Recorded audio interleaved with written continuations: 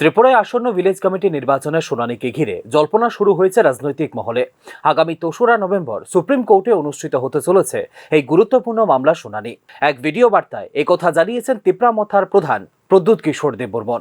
3 तारीख को supreme court में वीसी इलेक्शन का हियरिंग होगा।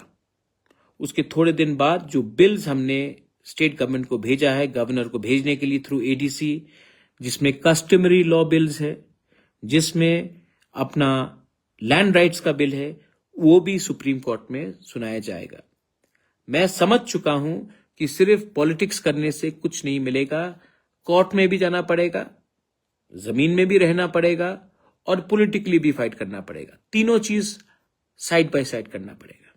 इसमें आई होप कि सुप्रीम कोर्ट हमें न्याय देगा, क्योंकि मुझे नहीं लगता है कि गवर्नमेंट के पास कुछ रास्ता है। सब बोलते हैं कि राजतंत्र खत्म हो गया। मैं स्वीकार करता हूं कि राजतंत्र खत्म हो गया, लेकिन ये कैसा गणतंत्रता है जहां में 10 साल हो गया एक इलेक्शन होकर, और 10 साल से आप वीसी इलेक्शन नहीं कर रहे हो। पंचायत कर दिया, असेंबली कर दिया, लोकसभा कर दिया, म्युनिसिपल अगरतला का इलेक्शन करा दिया, लेकिन एडीसी इलेक्शन में वीसी नहीं हुआ। 10 साल होने को है और आप बोलते हैं कि राजतंत्र खत्म होने के बाद गणतंत्रता है। ये तो ना राजतंत्र है ना गणतंत्रता है।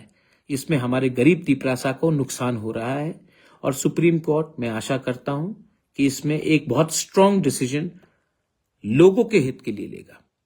উত্তর পূর্ব ভারতের বিভিন্ন রাজ্যের জনজাতি নেতৃত্বদের নিয়ে এক ঐক্য মঞ্চ গঠনের উদ্যোগ নেওয়া হয়েছে।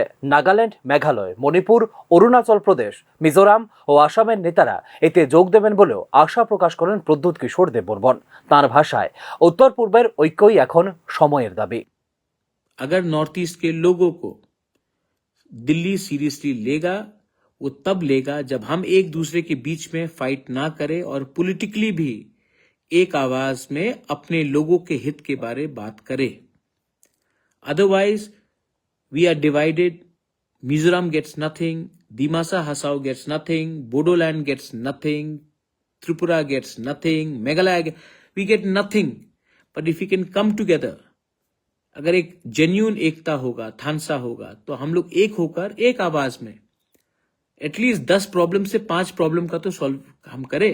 और दिल्ली को भी हमें, कांग्रेस हो या बीजेपी हो, वो दोनों पार्टी हमें सीरियसली लेगा जब हमारे पास ताकत, शक्ति और हम एक आवाज से बात करेंगे।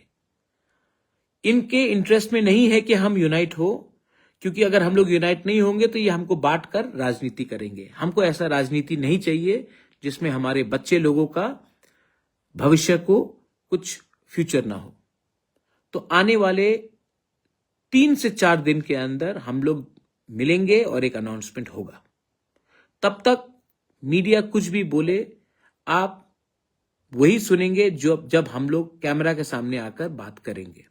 लेकिन नॉर्थ ईस्ट का ত্রিপাক্ষিক চুক্তি ও ভিলেজ কমিটি নির্বাচন দুটো ইস্যুতেই এখন কেন্দ্রীয় স্বরাষ্ট্র মন্ত্রক ও রাজ্য সরকারের একমত বলে ভিডিও বার্তায় দাবি করেছেন প্রদ্যুৎ কিশোর দেববর্মন।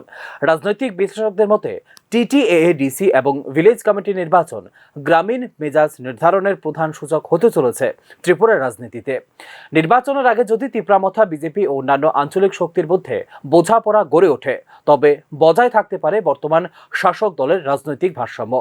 অন্যদিকে বিরোধী দলগুলোর দাবি, রাজ্য সরকার ইচ্ছাকৃতভাবে নির্বাচন বিলম্বিত করছে যাতে নিয়ন্ত্রণে রাখা যায় তিপ্রামথার ক্রমবর্ধমান প্রভাব। সুপ্রিম কোর্টে শুনানিতে আদালত যদি রাজ্য নির্বাচন কমিশনকে ভিলেজ কমিটির ভোটের প্রস্তুতি শুরু করতে নির্দেশ দেয়, তবে ডিসেম্বর বা জানুয়ারির মধ্যে ঘোষণা হতে পারে নির্বাচন।